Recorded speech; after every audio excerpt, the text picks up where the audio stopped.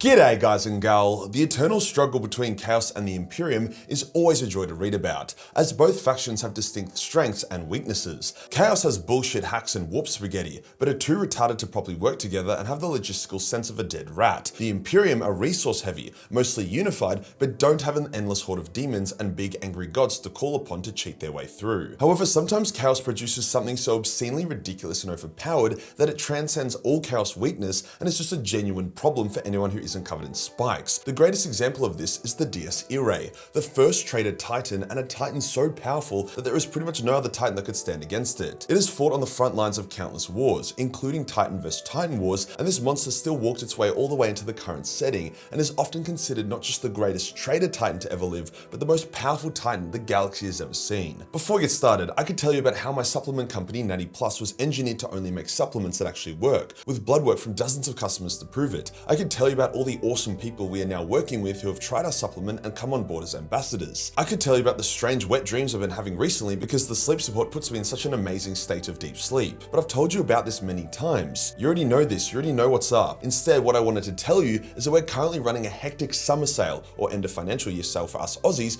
of up to 51% off store-wide. Yes, you heard me. We are selling these subs cheap as hell, with the more you buy being the cheaper it gets. If you get a 90-day supply, we'll also throw in a free travel support, which is like an ultra supplement valued at over $120 USD. We wanted to wait until the company was ready before launching a sale like this. That means we wanted the blood work to prove that it worked, the third-party testing proving what we put in is exactly what we say and it's safe, and a fancy website that makes you horny when you go to it. If you've ever been interested in giving Natty Plus a shot, now is the time to jump on in. Supplements made by people who actually take them. No dropshipping, only science-backed ingredients and only stuff that actually moves the needle on your blood work, which we have proof on the website. Don't fuck around with snake oil shit. Get Natty Plus subs, support your health, support the channel. This is the cheapest it's ever been. Link is below. Today we'll go over the Dies Irae, detailing how it became the first traitor titan, its key moments, its obscene power and girth, and what it is up to in the current setting. Let's get into it.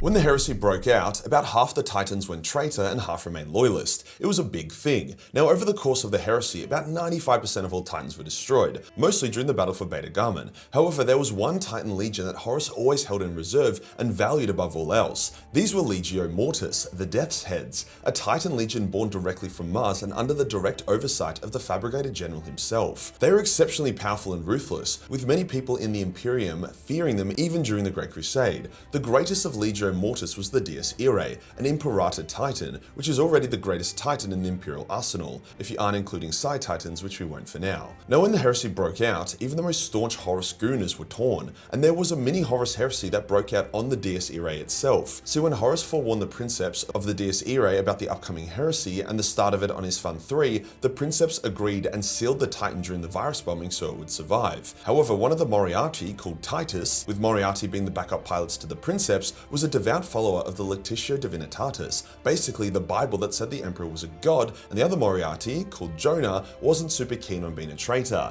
However, he was incredibly ambitious and wished to pilot his own Titan one day. So when the Dies became a traitor Titan, Titus drew a pistol on his own Princeps and was about to commandeer the Titan for the Loyalists, only to be shot by Jonah, whose loyalty to the Emperor was outshined by his ambition to become a Princeps in Legio Mortis one day. Thus, the Dies Irae was damned to become a traitor from then onwards. Now, funnily enough, during the following engagements during the heresy, Horus almost never deployed Legio Mortis. He wanted to let other traitor legios do the fighting and dying, but he wanted Legio Mortis, which was more or less his personal legio, to be at full strength for the siege of Terra. There are multiple scenes in the heresy during Titan battles where the loyalists are like, where the fuck is Legio Mortis, as they viciously fight the other traitor Titan legions, only for Legio Mortis to be deployed at the end to deliver the coup de grace. Now, just because they weren't getting their hands dirty doesn't mean Mortis and the Dies Irae were becoming weak. In fact, it was the opposite. See, Chaos have been trying to figure out how to put demons into Titans without making the Titans retarded. They tried during the Shadow Crusade against Ultramar, and the results were mixed, with demon Titans often killing their own allied Titans before moving on to attack the Ultramarines, who more often than not would then be defeated by the boys in blue. They were berserk things, powerful, but they kind of lost what made Titans so awesome and powerful to begin with. However, over time, Chaos figured out how to create more symbiotic demon Titans, where the Princeps would still retain control, whilst the demon would inhabit the machine spirit of the Titan Titan and work with the crew, creating these machines that had all the strengths of Titans and none of the weaknesses.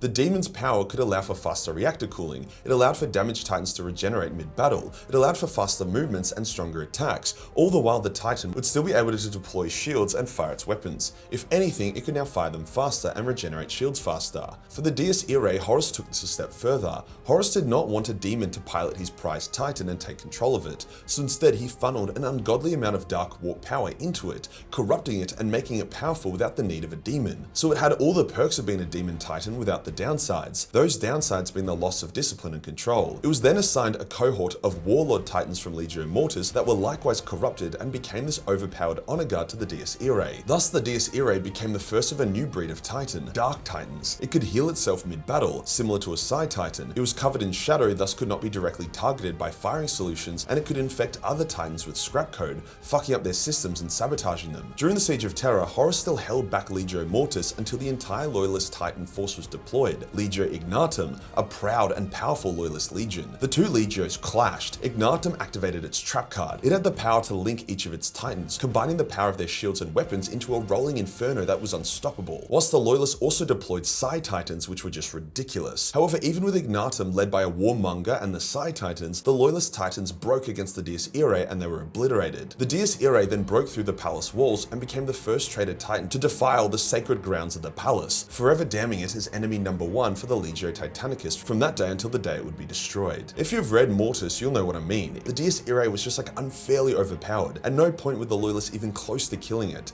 They could barely take down any of its Warlord honor guard. Like the scene where Ignatum are merging and pushing forward feels so epic. Like they will finally win, then it's just poof, dead. GG, WP. The Dies Irae would successfully escape from Terra and become the mightiest Titan in the Eye of Terra. With Horus dead, it no longer had any direct tie to any one master, thus became more or less a Titan for hire. The highest bidder being allowed to wield the Dies in battle, and boy was the price high, as we barely saw the Titan in real space from then on. That would be until the current setting during the siege of Hydro Cordatus. This was the Iron Warriors' biggest battle against the Loyalists in thousands of years. They were to take the heavily defended Imperial Fist world and steal a shitload of Gene Seed. The Iron Warriors were adamant on victory, thus paid the heavy price to be able to have the Dies Irae join their assault. However, they probably had a fat discount since the world was also defended by Legio Ignatum, the mortal enemies of Legio Mortis, so the Dies Irae would have relished the chance to fight them again. Despite being outnumbered, the Imperial Fist showed their mettle and fought as if Dawn himself was at their backs. The Iron Warriors actually copped numerous meaningful deaths. First, Captain Foryx, the literal second in command to Perturabo during most of the heresy, was killed, as was Captain Kroger, another OG Iron Warrior captain who heavily featured in the heresy. It would also be here that the Dies Irae would finally meet its doom and the 10,000 year blood debt would be paid. But boy did it not go down without a fight. It led its Mortis engines into battle and was ambushed in turn by Ignatum. However, the Dies was a monster. In its opening volley, it took out 2 Reaver Titans and crippled a Warlord, which is just insane. The Warlord didn't hear no bell though and charged the Dies, attempting to claw it open. However, the real damage came when it finally allowed its damaged reactor to overload at near point blank range, seriously damaging the Dies. It's like hitting them with a sun. Usually this would spell doom for all other Titans, but the Dies tanked the reactor blast with serious injuries. It wasn't able to walk, however it continued firing as the Dark Mechanicum began fixing it. Due to the combination of the repairs alongside its own supernatural regeneration, the Loyalists were horrified to see it begun moving again, seemingly shrugging off an injury that would have obliterated any other Titan. However, Ignatum were not done either. Their last remaining Warlord, as well as its 2 Reaver brethren, charged the wounded Dies Irae. Once again the Dies fired, killing both the Reavers. However, it wasn't able to wound the Warlord this time due to its own injuries. The Warlord tore its battle claw into the Dies Irae's reactor core, gladly allowing its momentum to take it forward and off-balance the Dies. Both Titans brawled as they crashed into the ground, causing a chain reaction as molten metal flowed into each other's reactors and caused a double explosion,